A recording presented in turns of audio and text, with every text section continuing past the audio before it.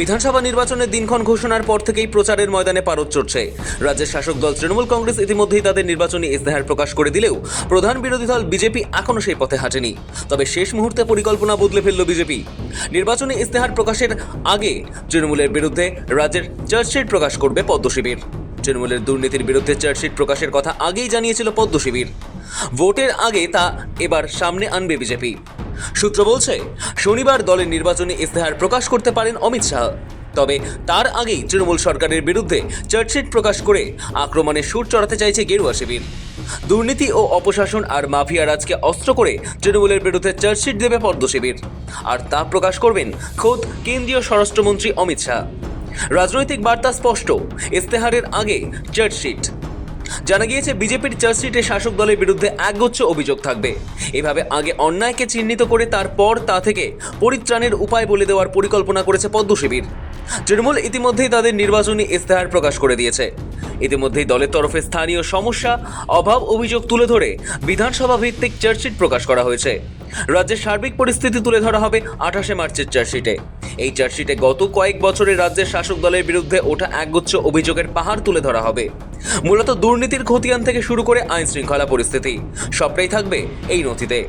বিজেপির শীর্ষ নেতৃত্বের দাবি, তারা আগে মানুষকে মনে করিয়ে দিতে চান বর্তমান সরকার কোথায় কোথায় ব্যর্থ হয়েছে। এই চার্জশিটে কেবল রাজ্য স্তরের অভিযোগ নয়, বরং বিধানসভা ভিত্তিক আলাদা আলাদা সমস্যার কথা তুলে ধরা হয়েছে। জেলা স্তরের নেতাদের দেওয়া তথ্যের ভিত্তিতে প্রতিটি এলাকার মানুষের অভাব, অভিযোগ এবং অনুন্নয়নের ছবি এই নথিতে স্পষ্ট করা হবে। এই চার্জশিটে শুধু মুখ্যমন্ত্রী মমতা বন্দ্যোপাধ্যায় নন, দলের সর্বভারতীয় সাধারণ সম্পাদক অভিষেক বন্দ্যোপাধ্যায়কেও নিশানায় রাখা হচ্ছে বলে সূত্রের খবর। সব মিলিয়ে ভোটের আগে আক্রমণাত্মক রাজনৈতিক লড়াই আরও তীব্র করতে ময়দানে নামছে বিজেপি। নির্বাচন ঘোষণার আগেই পালা করে বাংলায় এসেছেন নরেন্দ্র মোদী, অমিত শাহ। প্রত্যেকবার সফরের মাঝেই দুর্নীতির অভিযোগে বাংলার শাসক দল তৃণমূলকে তোপ দেখেছেন তারা। टीएमसी ने इस रैली में आने वाले आप सभी लोगों को चोर कहकर गाली दी है। असली चोर कौन है, ये बंगाल की प्रबुद्ध जनता जानती है। अपनी कुर्सी जाते हुए देखकर यहां की निर्मम सरकार बौखला गई है। बंगाल में महाजंगल राज लाने वालों का काउंटडाउन शुरू हो चुका है। वो दिन दूर नहीं जब बंगाल में फिर से कानून का राज होगा, अत्याचार करेगा।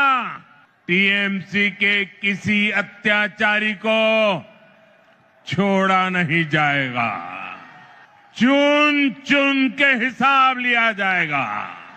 नौकरियों में भ्रष्टाचार ये भाईपो कर रहा है, बंद करना चाहिए या नहीं करना चाहिए?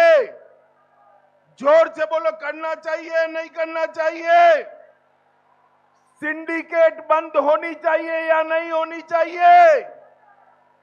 भाइयों बहनों, हमारी सुरक्षाओं को, सीमाओं को सुरक्षित करना चाहिए या नहीं करना चाहिए?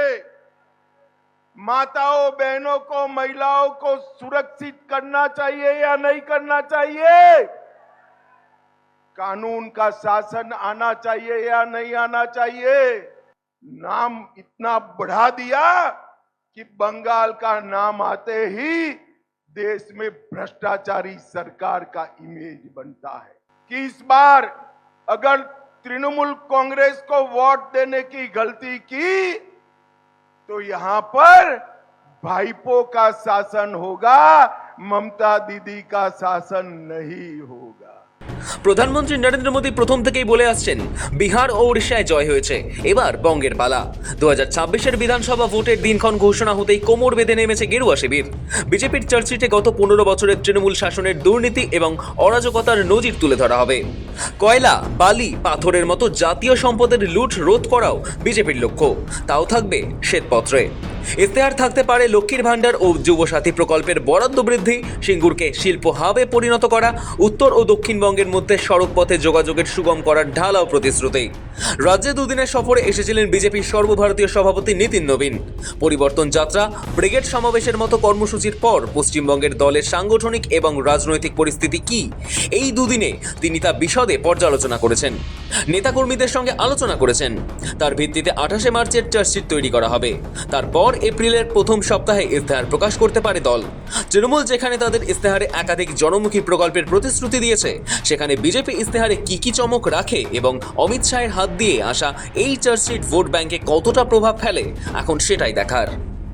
সৌভিক সান্যালের রিপোর্ট, সময় কলকাতা।